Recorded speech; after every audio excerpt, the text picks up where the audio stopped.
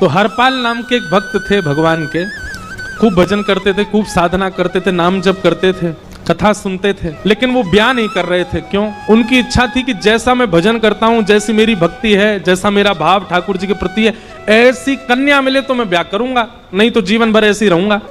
तभी उनके किसी रिश्तेदार ने आकर के बताया, बोले तेरे लायक कन्या मिल गई मुझको। तो हरपाल जी बोले क्या क्या गुण है उस कन्या का?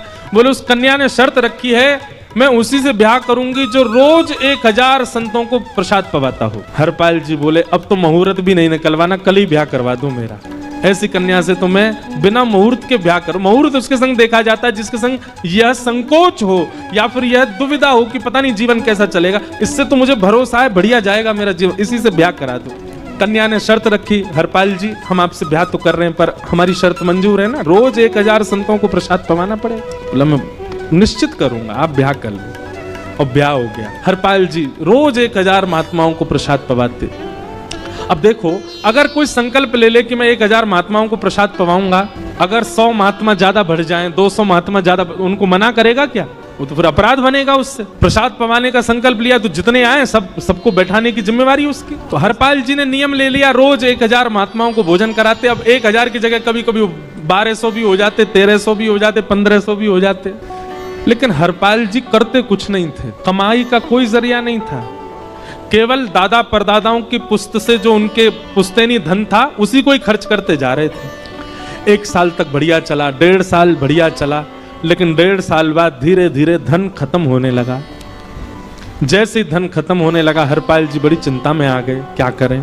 पत्नी को नहीं बताते थे। क्यों? बोले इससे तो शर्त लगी, इसको क्यों बताऊं अपना दुख, इससे तो शर्त मेरी यही शर्त थी कि रोज 1000 संतों को भोजन कराना। तो हरपाल जी ने बाहर जाते और दुकानदारों के यहाँ से जाकर के कर्जा लेने लगे। वो पुराने संपन्न थे तो किसी ने कर्जा देने से मना भी नहीं किया, सब देने लगे। बोले ले जा। इतना कर्जा कर लिया, 6-7 महीने तक कर्जे में भी उनके संत सेवा बंद नहीं हुई।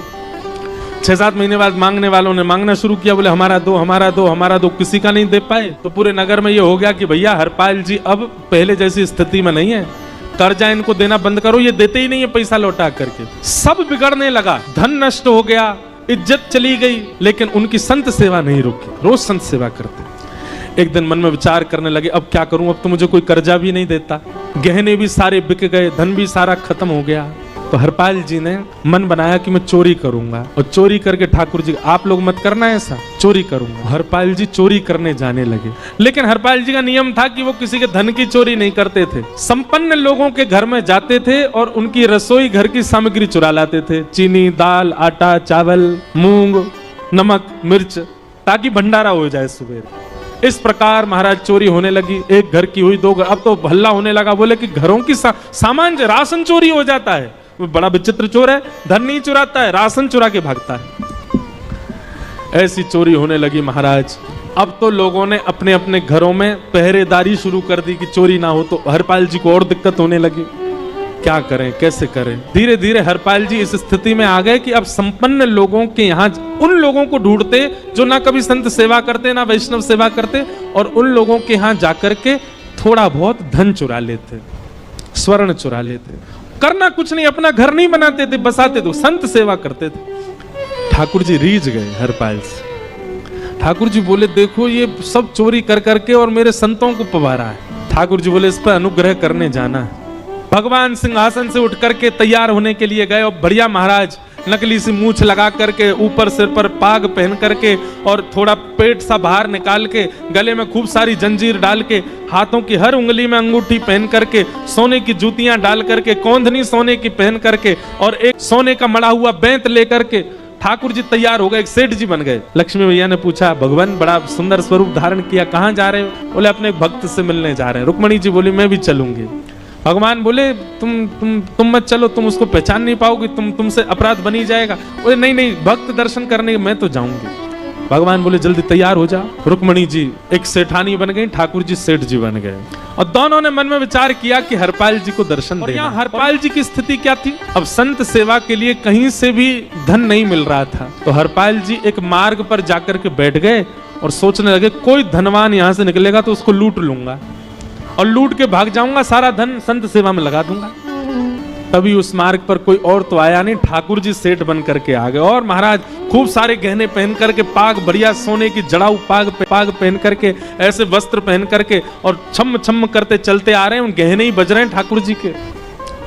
हरपाल जी ने जैसे ही नेत्र खोल करके देखा, ठाकुर जी के रूप यौवन और सबरी उनके श्रृंगार को देख करके हरपाल जी बोले, ये तो एक आध साल के भंडारे की व्यवस्था आ रही है सामने से।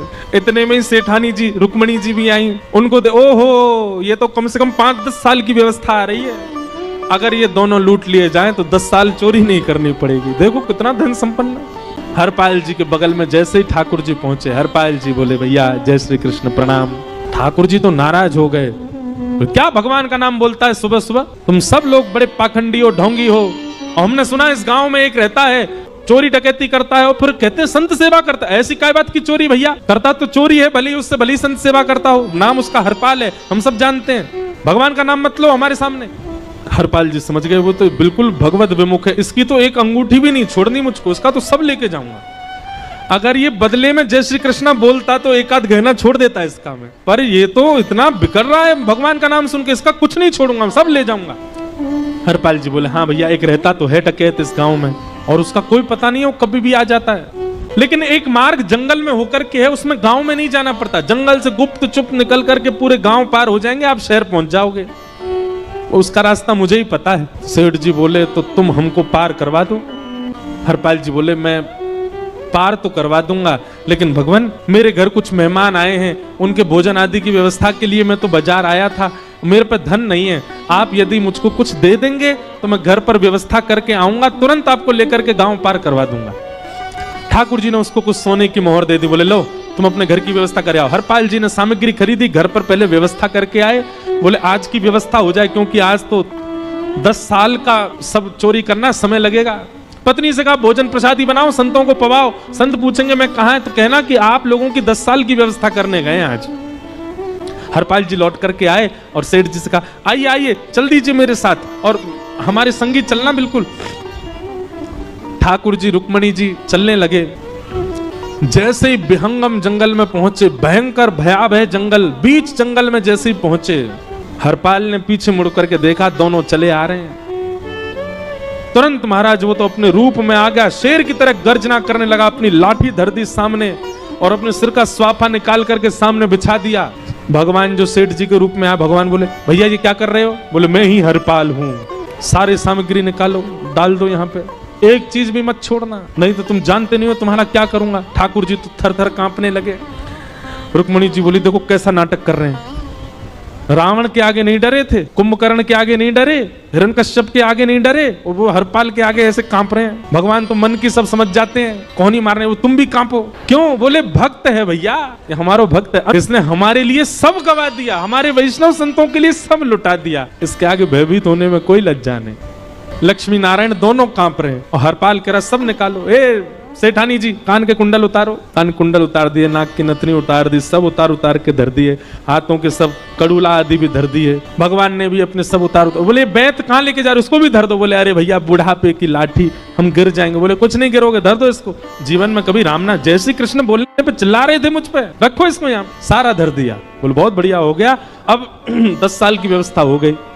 इतने में भगवान की कनिष्ठ उंगली में एक अंगूठी थी। हरपाल बोला, ये कहाँ बचा के ले जा रहे हो, उसको दो। बोले, अरे भैया ये तो बहुत बचपन की हमारी अंगूठी है और ये आज तक हमारी निकली नहीं है और ये निकल ही नहीं पाएगी, इसको बाहर हम निकाल ही नहीं सकते, इसको तो रहने दो हमारे पास। बोले, तुम क्या जानो, इस अंगूठी से कम 1 हफ्ता संत भोजन होगा और तुम पे तो दया करनी नहीं है। चिल्लाए थे मुझ पे जय श्री कृष्ण बोलने पर, निकालो इसको। भगवान खूब प्रयास करें, वो नहीं निकले तो हरपाल जी ने उंगली पकड़ी, बोले, इसको काट देता हूं मैं, तुम्हारे पास उंगली रहने का कोई काम नहीं है, तुम उंगली से करते ही क्या हो। और महाराज जैसे ही उंगली पकड़ करके काटने का मन किया, वो काटने ही वाले थे, इतने में ही द्वारिकाधीश भगवान शंख चक्र गदा पद्म धारण करके प्रकट हो गए सामने। रुक्मणी जी महालक्ष्मी के रूप में प्रकट हो गई और दोनों ने अपने अंक में हरपाल को भर लिया। हरपाल जी समझ नहीं पा रहे ये क्या हुआ, दूर हटे। बोले, नाथ, लम साक्षात द्वारिकाधीश, ये साक्षात रुक्मणी तुम्हारी भक्ति से प्रसन्न होकर तुमको दर्शन देने आए।